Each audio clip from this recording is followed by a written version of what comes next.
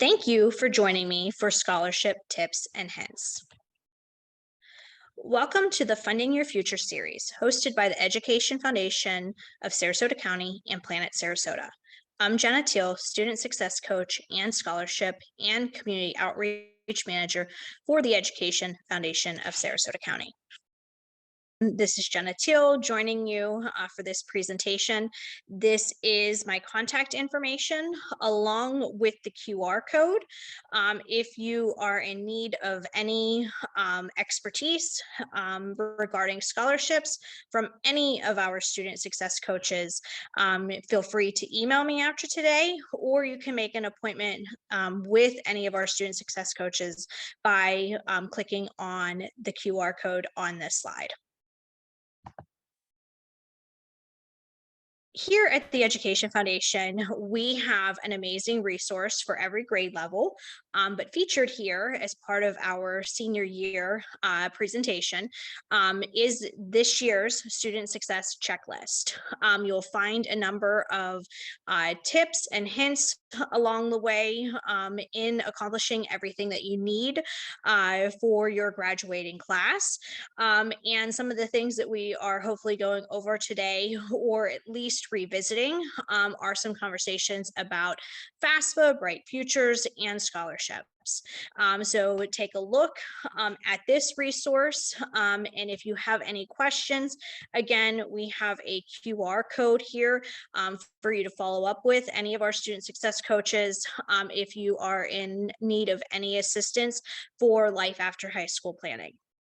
Scholarship season preparation. In order to tackle scholarship season, there's a number of resources here that we list to help you successfully approach scholarship season. The first tip is to establish a separate email account strictly for scholarship applications. This isn't just highly suggested for local scholarship searches, but also national searches as well. We suggest that you start early, set aside specific time to search and apply for scholarships, at least an hour a week, if not two. But if you choose to do Monday at 4 o'clock for an hour of sitting down and applying and searching for scholarships, that is a great approach to having dedicated time to these needs. We suggest that you stay organized and create a spreadsheet for tracking purposes. We suggest that you create an academic resume. A template can be found here on this slide. We suggest that you start approaching faculty, administration, community members, and employer for letters of recommendation well in advance to any deadlines. And here is an excellent template for you to use, or templates. As you'll see, there are a few for any of the resources or persons that you are asking. Know your career interests, your strengths, your accomplishments, your goals, and your dreams. And any additional documents that you might need to have readily available, such as a transcript, a student aid report, which is part of your FAFSA, acceptance letters, and SAT and ACT scores. I suggest that you have printed versions of these, and then also those saved to a OneDrive or a USB drive. Commonly requested essays. Here are some very popular essay prompts that you can start drafting, revising, and then have a resource for editing purposes. But some of your commonly requested essays, they want to know what leadership roles and or community service opportunities have you participated in. Describe what has inspired you to select your major or program of study. An explanation of why you deserve this scholarship. However, we do suggest that you approach this in the manner of why they should invest in you. We do offer essay writing assistance and workshops with student success coaches. More times than not, your essay is the only way a scholarship committee gets to know you, especially if an interview is not required. So take an invested approach to your essay writing, and we strongly encourage you to have your essays revised upon submission to your scholarship applications. And then through each of these prompts, you want to be sure to show drive and motivation. We do have examples via our Suncoast Credit Union scholarship application of awarded versus denied essay examples. We have this resource available on our website, and you can see a dramatic difference in those who are awarded versus denied examples. Typically, essays are prompted to be 500 words or less. So much like what we just went over in the commonly requested essays, you can typically range on about a 500 word limit. So definitely have those prepared with 500 words or less, or whatever helps you get your point across. Scholarship committee review. Some scholarship committees do require you to come in for an interview, or some may also require you to do a virtual meeting. What we suggest that you do is, one, review whatever information you provided on your application. Make copies or save what you have completed in any online portal, but just review what you've provided for them to review. If it is an in-person meeting, awesome. If it's a virtual meeting, share your meeting video. We suggest that you dress professional, that you be on time, be genuine, be the best version of yourself, and certainly smile during your interview. Remember, the committee wants to get to know you. They won't ask trick questions. They will ask you questions based on your application response. And not all scholarships require an interview, so certainly do not let that keep you from applying for scholarships. Methods of sending scholarship applications. Some applications may require a simple drop in the mailbox. If you are using USPS, ensure that the mail is postmarked by the deadline, or drop it in the mailbox a week before the deadline.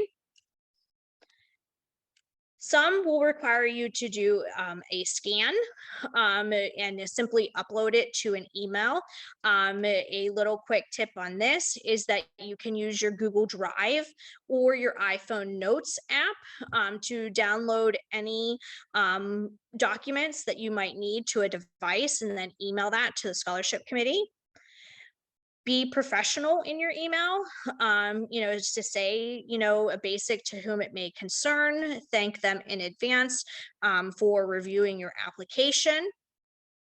And then some online application portals, such as our local foundations and our community foundations, have an online application much in comparison to the common application, where you can simply fill out one application to many other scholarship opportunities. And examples of these would be with our own Education Foundation of Sarasota County, the Gulf Coast Community Foundation, the Community Foundation of Sarasota County, and then the Selby Foundation as well. Financial aid night reminders. So certainly, as we have hosted our financial aid night at the beginning of the month, and this resource is still available on our website, but just some financial aid night reminders. How much will college cost? Have you had that money conversation with your family? Each school is different. Check out the net price calculators on the college and university websites of the schools that you've applied to. Again, have you had this conversation with your family of how you are budgeting or paying for college? And do you need to complete the CSS profile? If you are applying to any out-of-state schools, you can do an out-of-state search for the CSS profile. But if you are applying to any of the 4 schools on this slide based in Florida, then that is a gentle reminder that you do need to complete the CSS profile. Let's get ready to FAFSA. When will you complete the 23-24 FAFSA application? Now, this application opens every year as on October 1st. So if you have not yet completed it, please join us for any of our FAFSA nights hosted within the community. Much of them are hosted at your local high schools, but we do have some in our local libraries as well. Do you need to complete the 22-23 FAFSA? Yes, if you are admitted for any summer term for the colleges and universities that you've applied to. So if you are offered summer admissions, then yes, you will need to complete the 22-23 FAFSA. All students need to complete the FAFSA. If you have any doubt, erase that doubt. All students need to complete the FAFSA. Any scenarios that you might have, again, all students need to complete this process. Know where you need to locate your student aid report. If you need help with that, reach out to one of our student success coaches and we can help you do that. If you are looking at your EFC, this helps you evaluate if you are looking for any need or merit-based opportunities and or both. If you have not completed your FAFSA, it's not too late. Get started now. And just a reminder, these are the 4 things that you need in order to get started on your FAFSA. And again, if you need help with this, reach out to one of our student success coaches. Florida Financial Aid, aka Bright Futures. This application also opens up October 1st. If you have not taken SAT or ACT, if you have or have not submitted your community service hours or work hours, do not wait on completing your Florida Financial Aid, aka Bright Futures application.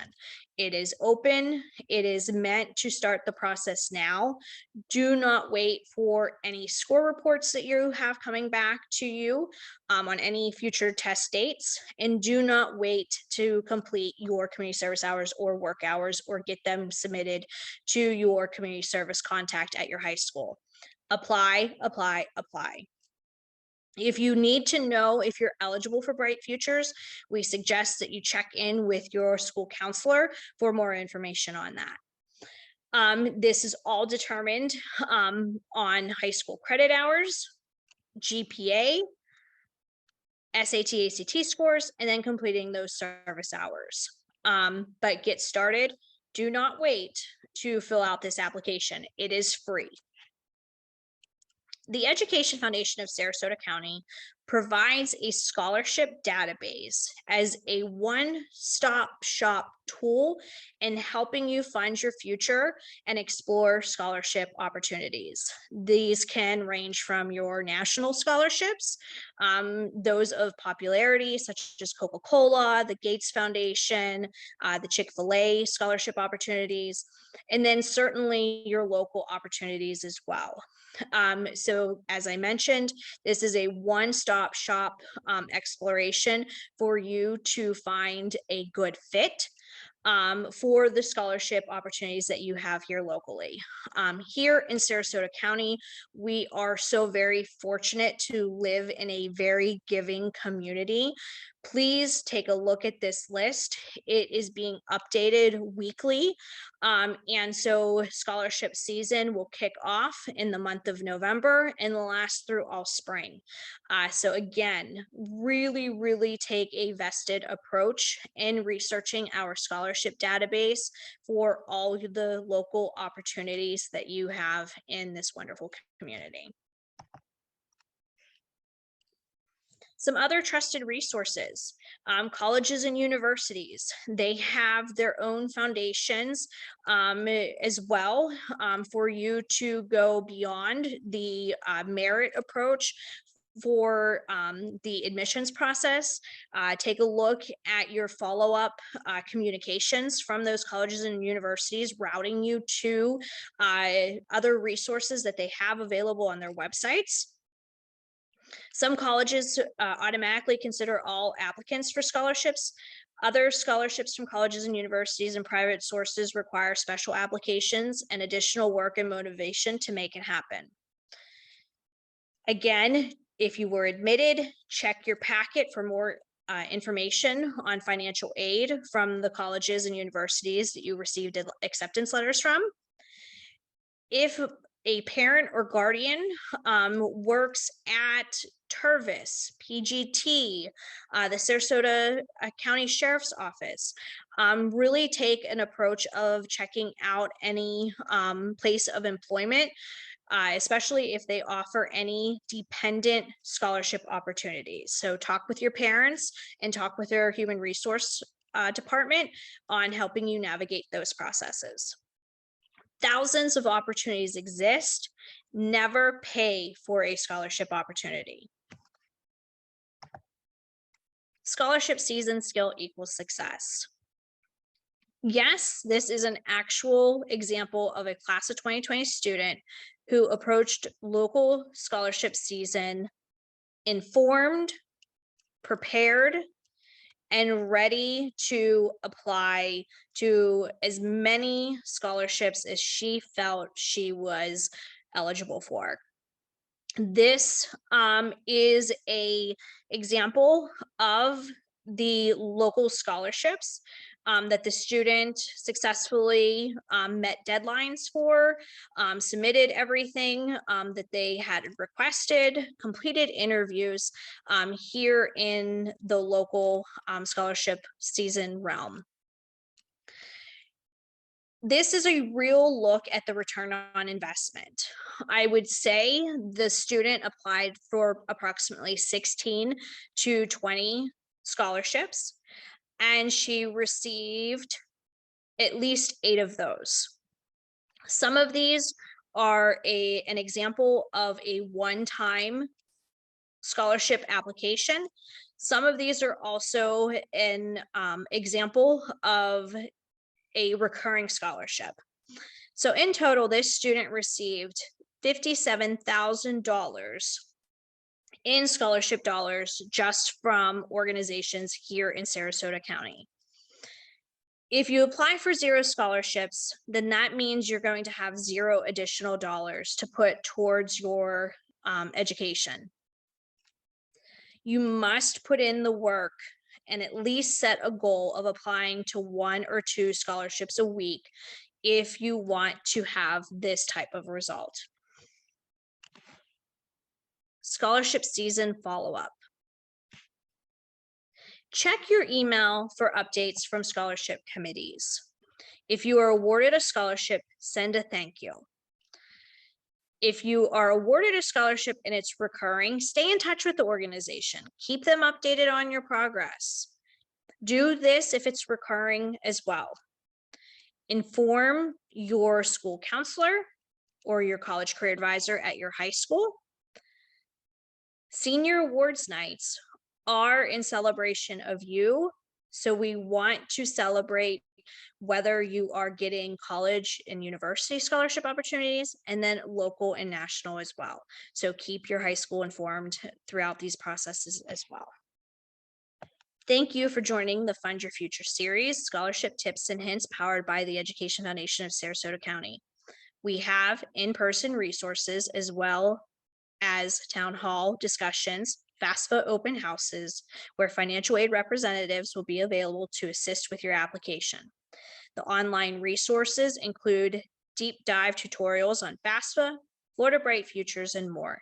Visit edfoundationsrq.org/findyourfuture for all these free resources. Thank you.